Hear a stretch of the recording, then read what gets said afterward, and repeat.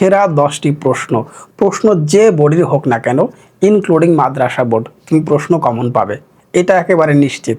মাত্র 10টি। তো চলো দেখি আমাদের মূল সেই 10টি প্রশ্ন। বাংলা প্রথম পত্রের উপন্যাস কিন্তু একদমই নতুন। এই উপন্যাসটি একদমই নতুন এবং তোমরাই কিন্তু প্রথম পরীক্ষা দিচ্ছ। তাহলে বিগত বছরের কোনো বোর্ড প্রশ্ন নাই যেটা অ্যানালাইসিস করে তোমাকে বলা যেতে পারে হ্যাঁ এটাই আসবে। বাট টেস্ট পেপারের প্রায় 130 বা 20টির মতো স্কুলের প্রশ্ন বিশ্লেষণ করলে দেখা যায় কোন 10টি প্রশ্ন সবচেয়ে বেশিবার রিপিট হয়েছে। সেই সেরা 10টি প্রশ্ন টেস্ট পেপার থেকে অ্যানালাইসিস করে তোমার জন্য তৈরি করেছি। তো চলো আমাদের সেই সেরা 10টি প্রশ্ন আমরা দেখে ফেলি।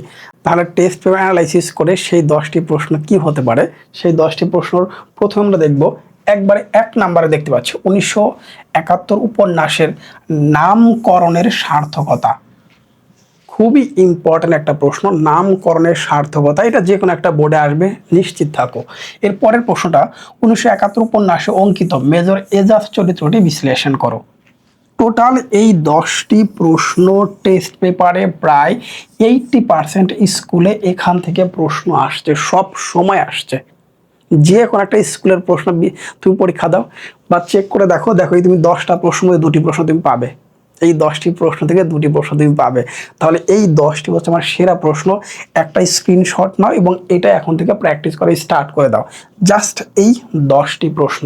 ভিডিও অনেক লম্বা করব না যেন তোমাদের সময়টা নষ্ট না হয়। জাস্ট এই 10টি প্রশ্ন খুব ভালো মতো করে প্র্যাকটিস করতে হবে। বানায় লিখলে কিন্তু হবে না।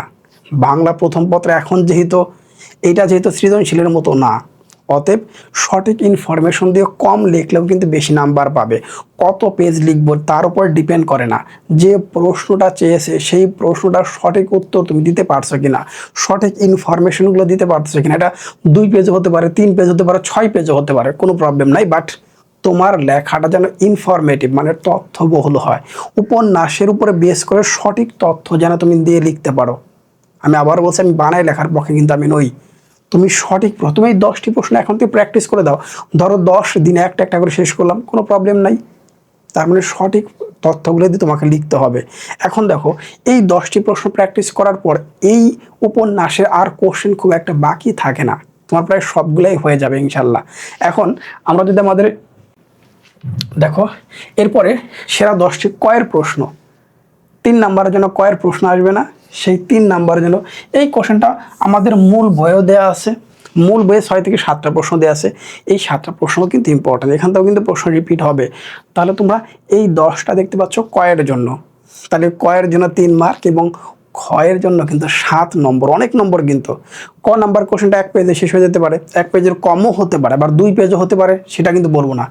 1 পেজ অথবা 1 পেজের অর্ধেকও হতে পারে। যে কোশ্চেনটা চেয়েছে এক্স্যাক্টলি সেই প্রশ্নের উত্তর দিবা, 2টি প্যারায় লিখবা। এই ক নাম্বারের কোশ্চেনটা 2টি প্যারায় তোমরা লিখবা। আমাদের সৃজনশীল যেমন খ নাম্বারটা থাকে ঠিক খ নাম্বারটার মতো করে লিখবা। প্রথম প্যারায় তুমি যা চেয়েছে ওইটার এক্স্যাক্ট উত্তর দিবা, দ্বিতীয় প্যারায় গিয়ে বিশ্লেষণ করে লিখবা, মন যেমন থাকে। এই ক নাম্বারের কোশ্চেন 3 প্যারায় লিখলেও প্রবলেম নাই, তবে 2 প্যারায় লেখা কিন্তু বেস্ট হবে। ওকে, আমরা এবার পরের অংশ দেখি। আমাদের পিডিএফ কোর্সে কি আছে, এই প্রশ্নগুলো আমি নিজে লিখে দিয়েছি। আমার প্রিয় শিক্ষার্থীদের আমি নিজে লিখে দিয়েছি যেন খোঁজাখুঁজি করে সময় নষ্ট করতে না হয়। আমি নিজে সেরা 10টি প্রশ্ন লিখে দিয়েছি এবং এক্সট্রা কিছু প্রশ্ন দিয়েছি প্র্যাকটিস করার জন্য, যদি সেটা আমরা একটু চেক করি। দেখো যদি আমাদের ওয়েবসাইটে চলে যাই, ওয়েবসাইট তোমরা তো জানোই www.rajuacademy.com। ওয়েবসাইটে যাওয়ার পর দেখতে পাচ্ছ রাজু একাডেমি হোয়াটসঅ্যাপ নাম্বার দেওয়া থাকে, তার নিচে আছে উপন্যাস 1971। এখানে শুরুতেই তোমরা দেখতে পাবে কিভাবে লিখলে 20-এ 20 পাওয়া যাবে। যেহেতু আমাদের 2টো প্রশ্ন উত্তর দিতে হবে, কিভাবে লিখলে 20-এ 20 পাওয়া যাবে। ভাই তোমার 10 দিন 7 দিনের পড়াটা 3 দিনে কভার করে দিচ্ছি কেন? আমি তোমাকে সব কিছু সাজিয়ে দিয়েছি, তুমি এখন জাস্ট সেটা কি করবা, তোমাকে ইনপুট দিয়ে দিচ্ছি, গেলে আউটপুট নিবে, এখন আর কিচ্ছু প্রয়োজন নাই। নেক্সট, কিভাবে লিখলে 20-এ 20 পাওয়া যায়। শুধু ধারণা থেকে বানায় লিখলে হবে না, শুধু ধারণা থেকে বানায় লিখলে কিন্তু হবে না, ইনফরমেশনটা দিতে হবে, সঠিক তথ্য দিয়ে লিখতে হবে। সঠিক তথ্য দিয়ে অল্প লিখলেও বেশি নম্বর পাওয়া যাবে, রাইট।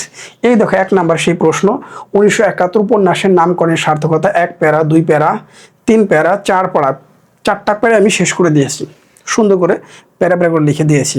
তাহলে দেখো আমাদের ওয়েবসাইটে পুরোটা সুন্দরভাবে সাজানো আছে, সুন্দরভাবে পুরোটা সাজানো আছে, দেখতে পাচ্ছ একেবারে A to Z।